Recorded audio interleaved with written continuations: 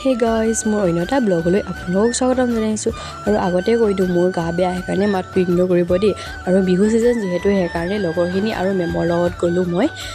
photoshoot কৰিবৰ কাৰণে আৰু ইয়াতে আমি মেমহঁতৰ ঘৰতে ফটোশ্বুট কৰিলোঁ আৰু ইয়াতে মেমে খাবলৈ দিলে আমাক আৰু ইয়াত ভিডিঅ' কৰি নাথাকিলোঁ ইমানকৈ আৰু উৰুকাৰ দিনাখন যিহেতু ইয়াত ফটোশ্বুট কৰিব গৈছিলোঁ আৰু সেইদিনাখনে মা লগত গ'লোঁ বজাৰ কৰিবৰ কাৰণে আৰু ভিৰ দেখিছেনে ৰাইজ আমি বজাৰ আহি পালোঁহি আৰু আহিয়ে লগালগ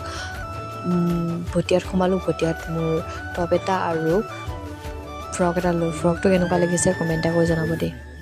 বিহু ছিজন যিহেতু সেইকাৰণে ফাদাৰ আৰু ঘৰৰ মানুহৰ কাৰণে কাপোৰ ল'ব সোমালোঁ আৰু বিহু বতৰ যিয়ে সেইটো কাৰণে কচমেটিক বস্তু মানে চেইন তাৰপাছত গগনা আৰু মুঠিখাৰু ল'লোঁ আৰু আমাৰো বজাৰ কৰি হৈ গ'ল আৰু ভিডিঅ'টো চাই কেনেকুৱা লাগিল জনাব দেই লাইক কমেণ্ট এনশ্বেয়াৰ কৰি দিব ভাল লাগিলে আজিলৈ আহিছোঁ তেনেহ'লে বাই